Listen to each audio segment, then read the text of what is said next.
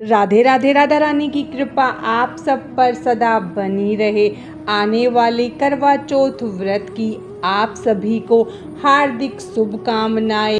आज की इस वीडियो में हम करवा चौथ व्रत की संपूर्ण पूजा विधि के बारे में जानेंगे। तो चलिए हम वीडियो शुरू करते हैं। इस साल 2025 में करवा चौथ का व्रत 10 अक्टूबर दिन शुक्रवार को रखा जाएगा। यह व्रत हर सुहागिन महिला अपने पति की लंबी उम्र के लिए रखती है। अगर आप अकेले रहते हैं और आपके साथ कोई पूजा करने वाला नहीं है तो पूजा कैसे करेंगे, करवा अकेला कैसे फेरेंगे और हम बायना कैसे निकालेंगे और बायना हम किसको देंगे, अगर सास नहीं है तो बायना किसे दे, इस बारे में हम संपूर्ण जानकारी आज की इस वीडियो में जानेंगे। करवा चौथ व्रत से एक दिन पहले आप हाथों में मेहंदी लगा ले और करवा चौथ व्रत की पूजा करने से पहले आप 16 श्रृंगार करके अच्छे से तैयार हो जाएं। आप या तो अपना शादी का जोड़ा पहन सकते हैं या आप शादी की चुनरी ओढ़कर पूजा कर सकते हैं या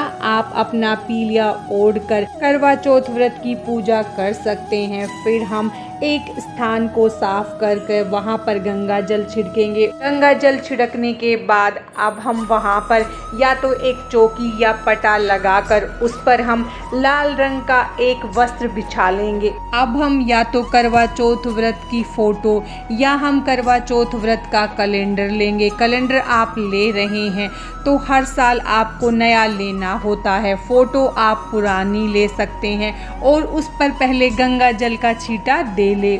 अब हम चौकी पर या तो गेहूं का या अक्षत का या पुष्प का आसन देकर करवा चौथ माता की फोटो को विराजित करेंगे और हमारी फोटो में गणेश जी बने हुए हैं तो हम गणेश जी को अलग से विराजित नहीं करेंगे। अगर आपकी फोटो में गणेश जी नहीं है तो आप या तो गणेश जी की प्रतिमा या आप सुपारी से गणेश जी का निर्माण करके उसे चौकी पर विराजित कर सकते हैं। अब हम अष्टदल कमल बनाएंगे तो आप या तो अक्षत से या गेहूं से या बाजरे से अष्टदल कमल बना सकते हैं। हम यहाँ पर गेहूं से अष्टदल कमल बना रहे हैं। अष्टदल कमल बनाने के बाद हम एक कलश लेंगे। आप कलश मिट्टी, तांबा, पीतल जो आपके पास हो आप वो ले। फिर कलश पर हम रोली से स्वास्तिक बनाएंगे। कंठ पर हम उसके कलावा बांधेंगे और फिर हम उसमें गंगा जल मिला हुआ जल डाल देंगे और उसे कंठ तक भर लेंगे। अब हम इसमें एक हल्दी की गांठ, एक सुपारी, एक सिक्का, लौंग, इलायची और थोड़ी सी रोली और पुष्प डालेंगे। अब हम कलश को अष्टदल कमल पर रखेंगे और फिर हम आम या अशोक के 5 या 7 पल्लव लेकर उन पर हल्दी रोली से टीक लेंगे और उन्हें हम कलश में रखेंगे और कलश पर हम गेहूं से भरा पूर्ण पात्र रख देंगे। अब हम इस पर एक दीपक जला देंगे। दीपक में आप थोड़ा घी ज़्यादा डालें ताकि जब तक आप पूजा करते रहें वो जलता रहे। इस तरह हम दीप कलश की स्थापना करेंगे। अगर आपके यहाँ कलश स्थापना नहीं होती है तो आप इस पार्ट को स्किप कर सकते हैं। अगर आप अकेले पूजा कर रहे हैं तो आपको 2 करवे लेने होते हैं। आप चाहें तो मार्केट से सजे हुए करवे ले सकते हैं या आप मिट्टी के सिंपल करवे भी ले सकते हैं और एक करवा हमें टोटी वाला लेना होता है और उस टोटी वाले करवे में हम उसका जो छेद है उसे हम रुई की सहायता से बंद कर देंगे। अगर आपके यहाँ सीख डाली जाती है तो आप उसके अंदर सीख डालकर उसके छेद को बंद कर दे। उसके बाद हम करवा लेकर उसको टीक लेंगे और उसके कंठ पर हम कलावा बांधेंगे। फिर हम इसमें जल भरेंगे और हम इसे ढकेंगे और ढक्कन पर भी हम रोली से तिलक करेंगे और चौकी पर हम एक गेहूं की ढेरी बनाएंगे और उस पर हम ये पानी वाला करवा रखेंगे।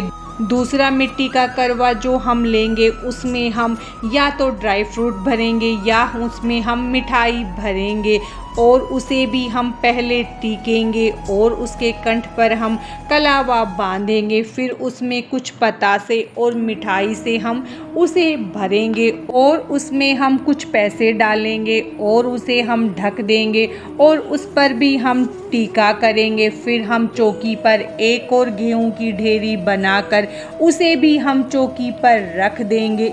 अब हम इन दोनों करवों पर पतासे या मिठाई रख देंगे। अब हाथ में थोड़े से गेहूं के दाने, एक सिक्का और एक पुष्प और थोड़ा सा जल लेकर हम करवा चौथ व्रत की पूजा का संकल्प करेंगे और कलश के देवी देवताओं को और भगवान का हम आवाहन करेंगे। अपना नाम गोत्र स्थान बोलते हुए हम अपनी पूजा का संकल्प करेंगे और फिर हाथ के पुष्प को हम माता को समर्पित कर देंगे और करवा चौथ व्रत का संकल्प आप सुबह की पूजा के समय ले ले। अब हम एक लोटे में शुद्ध जल लेकर स्नान की भावना करवाते हुए चौकी पर विराजित सभी देवी देवताओं का स्नान करवा लेंगे। फिर सबसे पहले हम भगवान गणेश को रोली से तिलक करेंगे। फिर हम चौथ माता को तिलक करेंगे। फोटो में विराजित सभी को हम रोली से तिलक करेंगे। हमारी फोटो में भगवान शंकर भी बने हुए हैं तो हम भगवान शंकर को चंदन से तिलक करेंगे। उसके बाद हम भगवान गणेश को जनेऊ समर्पित करेंगे। भगवान शंकर को भी जनेऊ समर्पित करेंगे और फिर हम सभी को अक्षत समर्पित करेंगे। फोटो में विराजित सभी को कलावा समर्पित करेंगे। चौथ माता को हम चुनरी समर्पित करेंगे। फिर हम दीपक को और कलश को रोली से तिलक करेंगे और जो हमने करवे चौकी पर रखे हैं उनको भी हम तिलक करेंगे। दीपक को कलावा समर्पित करेंगे। अब हम सभी को पुष्प समर्पित करेंगे। अब हम चौथ माता को श्रृंगार का सामान समर्पित करेंगे। उसके बाद हम बायने का सामान निकालेंगे। तो आप एक साड़ी या सूट ले, उसके बाद उस पर थोड़ा सा श्रृंगार का सामान रखें और कुछ पैसे आप उस पर रखें। इस तरह आप बायने का सामान निकाल लें और इसे भी आप चौकी पर रखें। करवा चौथ व्रत वाले दिन आप कोई भी थोड़ा सा अनाज दान के लिए ज़रूर निकालें। तो आप या तो कटोरी या गिलास या आप 1.25 किलो अनाज निकाल सकते हैं, वो चौकी पर रखें और उस पर थोड़े से पैसे रख दे। उसके बाद पतासे का भोग आप ज़रूर लगाएं। तो हम चौथ माता को पतासे का भोग लगाएंगे, मिठाई का भोग लगाएंगे। आपने जो पकवान बनाए हैं आप उसका भोग लगा सकते हैं। उसके बाद हम माता को ऋतुफल समर्पित करेंगे। फिर हम धूप दिखा देंगे। हम एक जल का लोटा लेंगे और हाथ में थोड़े से गेहूं के दाने लेकर हम करवा चौथ व्रत की कथा को पढ़ेंगे या सुनेंगे। करवा चौथ व्रत की कथा पढ़ने के बाद आप विनायक जी की कथा जरूर सुने। उसके बाद हम हाथ के थोड़े से गेहूं को जल के लोटे में डालेंगे और थोड़े से गेहूं हम अपने चुनरी या पीलिए के पल्लू में हम बांध लेंगे। जब रात को हम चंद्रमा को अर्घ्य देंगे तो हमें इनसे ही अर्घ्य देना है। उसके बाद अगर आपके यहाँ शाम को पूजा की जाती है तो आप सीधे चंद्रमा को अर्घ दें। हमारे यहाँ पर सूरज को भी जल दिया जाता है। तो हमने जिस लोटे से कथा सुनी है उसका जल हम सूर्य देव को देंगे। अब हम आरती कर लेंगे। तो पहले हम भगवान गणेश की आरती करेंगे। उसके बाद हम चौथ माता की आरती करेंगे। आरती के लिए हमें अलग से दीपक जलाना है, हमें कलश वाले दीपक को नहीं हिलाना है। आरती करने के बाद अब हम माता को सिंदूर अर्पित करेंगे। तो आप 3, 5 या 7 की संख्या में माता को सिंदूर अर्पित करें। उसके बाद आप अपनी पीलिए या चुनरी का पल्लू लेकर जितनी बार आपने माता को सिंदूर अर्पित किया है उतनी बार ही आप माता से सुहाग ले और अपनी मांग में भर ले। उसके बाद अगर आपके यहाँ करवा फेरा जाता है तो आप करवा फेर, अगर आपने एक पानी का और चीनी का करवा लिया है तो आप फोटो में बने करवे के साथ करवा फेर सकते हैं। अगर आपने 2 करवे लिए हैं तो आप हाथों को क्रॉस करके 7 बार करवा फेर ले। करवा फेरते समय आप ध्यान रखें कि करवे आपस में ना टकराए और आप इस तरह करवा फेरे करवा फेरते समय आप ये ज़रूर बोले कि माता सुहाग दे। इस तरह आप 7 बार करवा फेर ले। अब हम पूजा में हुई गलतियों के लिए माता से क्षमा याचना करेंगे और माता से प्रार्थना करेंगे कि वो हमारा सुहाग सदा बनाए रखे। उसके बाद हम चौकी पर से 3 बार जल घुमा देंगे। अगर आपके यहाँ दिन में भी पूजा की जाती है तो जिस लोटे से आपने कहानी सुनी है उसे सूर्य देव को अर्घ्य दे दे और पूजा के बाद जो हमने बायने का सामान निकाला है उसे 3 बार मिनस कर हम अपनी सास को दे देंगे। अगर आपके सास नहीं है तो आप अपनी ननद या जिठानी को दे सकते हैं।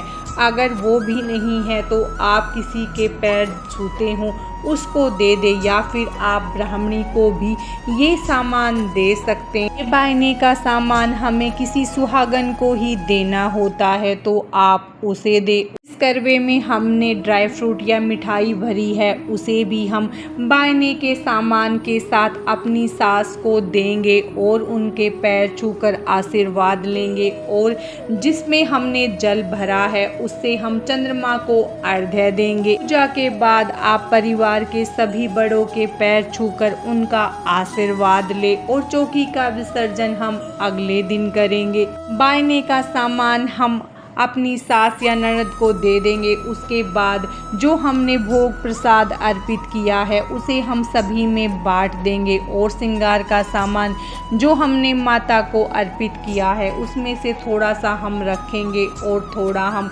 किसी ब्राह्मणी को दान देंगे। और उसके बाद कलश के जल को हम सारे घर में छिड़क देंगे। बचे हुए जल को हम पौधों में डाल देंगे। दक्षिणा और जो अनाज हमने अर्पित किया है वो हम किसी को दान देंगे और फूल पत्तों को हम भूमि या जल विसर्जन कर देंगे। माता की मूर्ति को हम उठाकर रख लेंगे। इस तरह से हम करवा चौथ व्रत की संपूर्ण पूजा विधि पूर्ण करेंगे। आज की इस वीडियो में बस इतना ही। चौथ माता आपका सुहाग सदा बनाए रखे। राधे राधे।